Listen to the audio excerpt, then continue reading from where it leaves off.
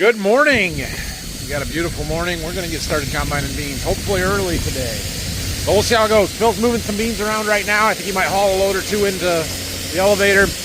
I'm going to go down and treat some wheat. I've got my wheat delivery coming here in a little bit. We got to get some stuff moved around, get the combine fueled up. Let's have a big day.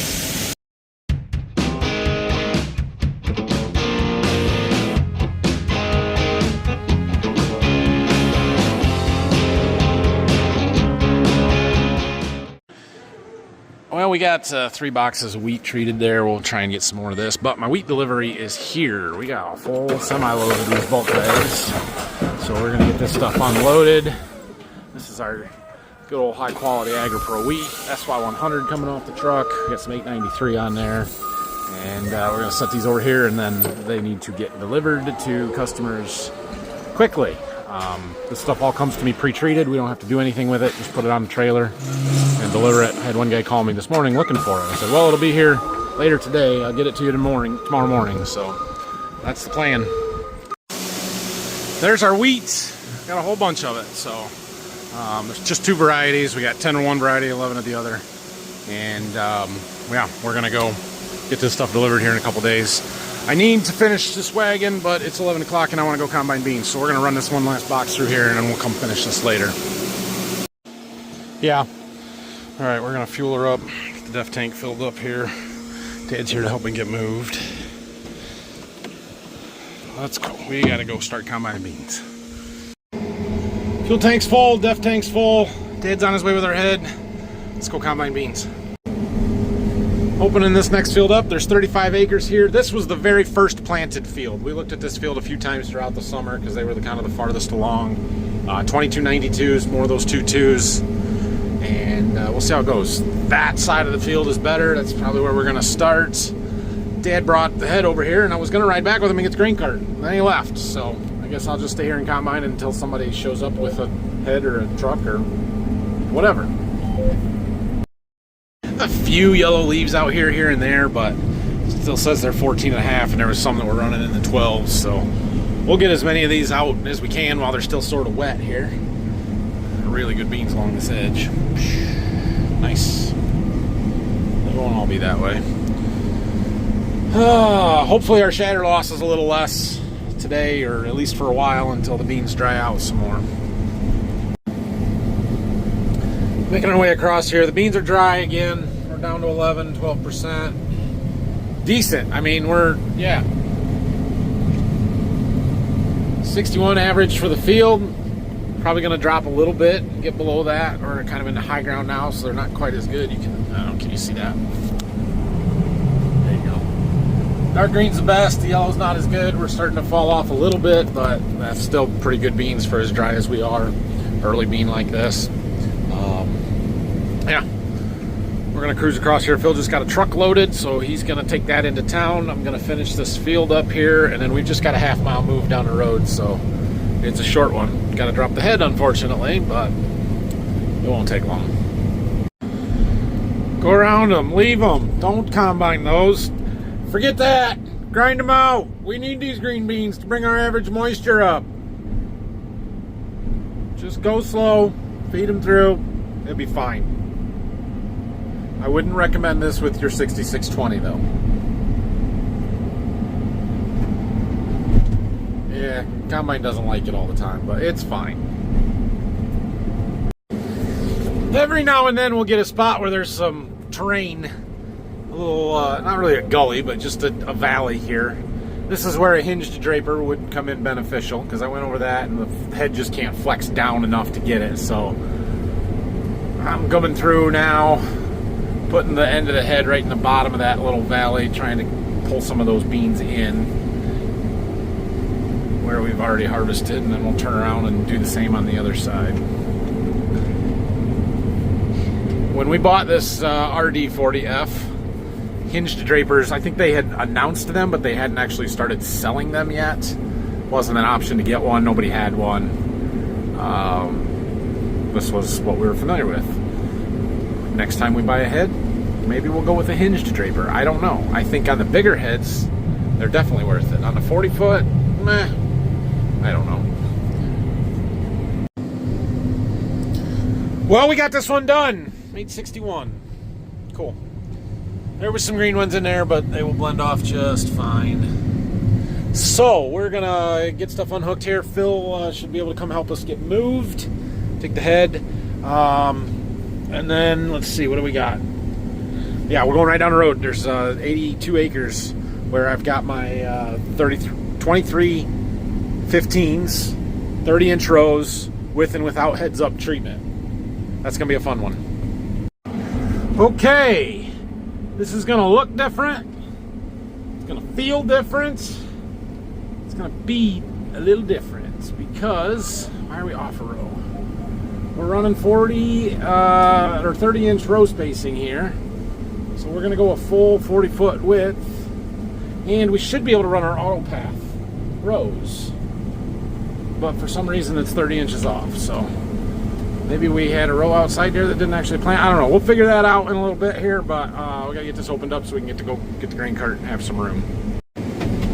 Okay, we got this field opened up and we're moving here. Phil's running cart for me until we get a truckload anyway.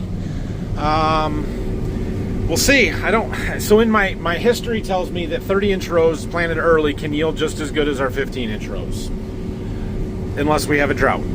Dry years are where I see that not always be the case, and we've had a dry year, so we'll see. We did a lot of end rows, so it's hard to judge anything now, but it says 53, so that would tell us, if that holds, that yeah, these weren't quite as good. But we have several things going on in this field. Well, I shouldn't say several. We have a few things going on in this field, though. One, we're 30-inch rows versus 15s. So there is that. Two, this is the field where I have my heads-up trial. And if you'll look at our background map here, you'll see the different colors. The brown streaks got heads up. The pinkish purple streaks did not. Now, most of the rest of our fields did get it, so these will be better comparisons to what we've already done. And I didn't see a ton of white mold this year, but we might have had some white mold, and we'll see if it shows up as any difference or not. I did remember coming out here around Labor Day and saying, hey, there's a little white mold out here. So it wasn't bad, not nothing like we've fought in the past, but there was definitely some. So, what else? Yeah, we'll see how their 30-inch rows impact stuff, I guess. But beans are dry. These are 23 15s. This was the first field I planted. So we're not going across the rows now because I can keep my divider point right in between the rows. We're not running any beans down with our divider point, and also it keeps my data pure for comparing planter passes. We can make sure that our splits follow the rows and we don't have that angle and the overlap into different soybean treatments or whatever, you know. So it just keeps everything more clean. Got a little strip here. This is a kind of a row of shame. It's because we were curving around the woods there, and I'm trying, like I said, stay on the planter rows. So here is the first pass with the heads-up seed treatment on it. See, we're in the brown now on our screen here, and it'll be interesting to see if we notice any difference. I sort of doubt that it will be noticeable, but here's the thing about some of these products and seed treatments, especially in the soybeans. This heads-up product is relatively cheap. It is a seed treatment that I add as a seed dealer to the beans, and it is supposed to help mimic the plant's natural defenses to make it more robust and be able to withstand attacks from different diseases, things like white mold, which is my primary concern and use for it, SDS, among other things. It's much cheaper than a specific SDS seed treatment or other thing, but it does cost something, and so you have to decide whether or not that cost is worth it. Well, how do we do that? Well, we take the cost, which for me and my customers is $4 a unit. Well, $4 a unit is pretty cheap in the grand scheme of things, right? Because while when you add that onto your seed cost, you think, ouch, that hurts. But when you look at it at a cost per acre perspective, if we're planting 1 unit per acre, that's $4 an acre. Well, bean price right now is about $10, roughly, give or take, but about $10. So it's less than half of a bushel per acre to add this. So did it make a half a bushel per half a bushel per acre difference out here? Can you tell that looking at the yield monitor? I can't tell that. I mean, right here they're running 60, 70, look at that, 74, 64. But it jumps around so much that to say that this pass was a half a bushel or say 1 bushel better than that pass is extremely hard to do just looking at these numbers. Now, what we will be able to do is go back into the computer after we're done with harvest and highlight these different strips and varieties, take out the end rows and the junk data, and then say, all right, in a block of 20 acres, did this overall do better than this block of 20 acres that didn't get the treatments? And that's where we're going to make our determination. It's not here in the field. And so while I would love to say on this yield map up here that we're watching, like all of a sudden the colors changed and there's a huge yield difference, we're not going to see that. We were never, ever going to see that. Well, my neighbor from across the road here came for a ride. His son, 3-year-old. All right, well, we got these ends behind the house opened up here. I'm gonna make another round. I think my wife was gonna drop my daughter off for a ride here. Boys got football practice tonight, which I am not gonna make it to because I'm busy, but they need to go. So, keep going here. Oh yeah, it's my favorite little rider. Think the mama's coming too? I don't know.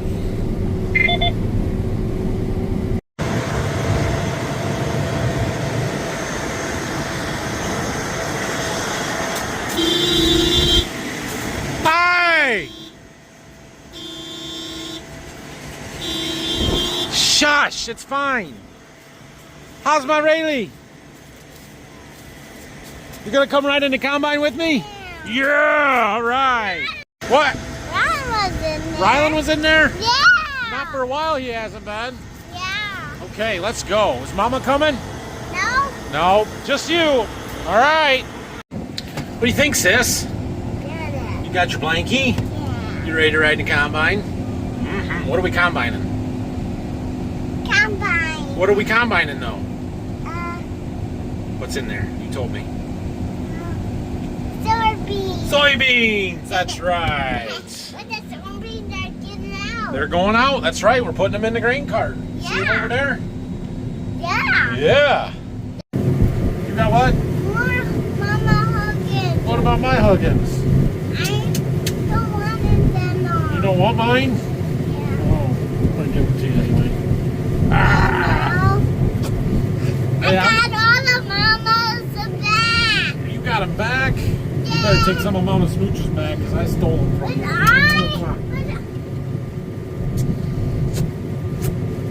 But I got some lots of mooches. You got lots of mooches? Yeah. Are you having fun? Yeah. You're crazy. I'm trying to drive the combine here. I can't see you and you're jumping in front of me. You ate all my snacks, didn't you? Yes, What did I you- did. What all did you have? Candy, M&M's, M&M's, Chippies, chippies, and what? Capri Sun. Prince, Yeah. Ooh. pizza. Okay, pizza is my favorite. Capri Suns are your favorite. You like riding the combine with Daddy? No. What? Did you say no? I will tickle you. I didn't. No, I didn't say no. You didn't say no? I did. Yes. Oh, good. I might tickle you anyway. Nope, can't reach that one. Okay. You're gonna hold me and I'm gonna close it. I'm gonna hold you and you're gonna close it? Why do you want my air conditioning vents all closed? Ah! Oh, you got it. You hot in here. We won't get any air. Why are you doing that? You like warm, but you even got a blankie. Ah, I'm gonna open these back up.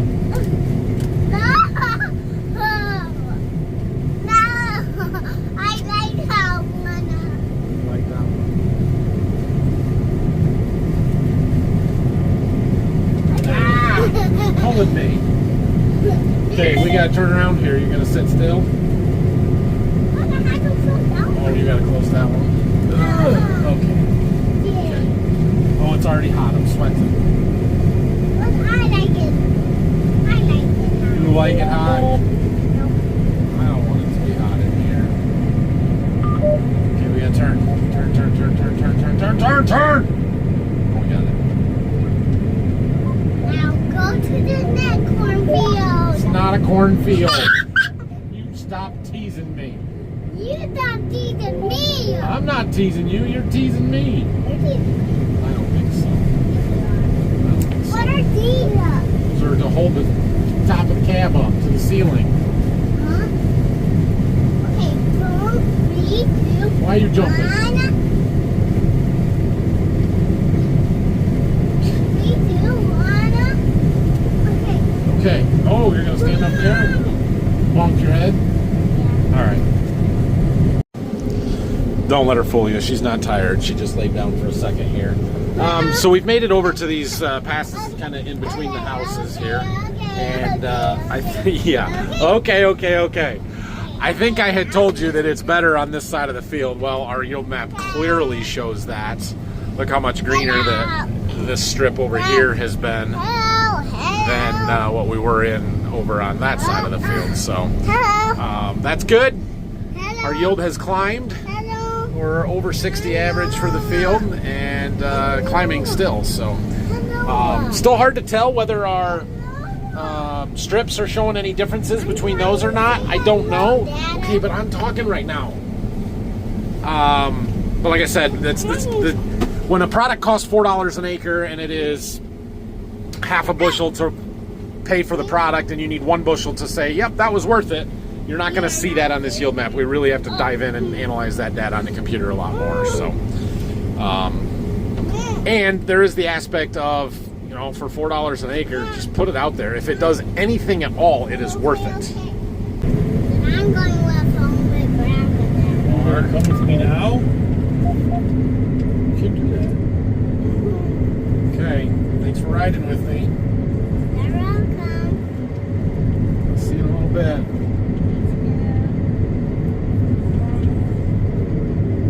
I bet your car seat. All right, well, Dad came to ride for a round, and then he said, I should take you to go see Grandma. And, well, once you offer that, you have to follow through. So, Rayleigh went with him. Anyway, we're getting close to being done here. Another 15 to 17 acres, it looks like. We got 65 done. Yield has improved, which is good. And it's kind of blowing my theory that the 30-inch rows were costing me because it was too dry. I don't know if that's true anymore. This field is yielding almost identical to the last one that was in 15-inch rows.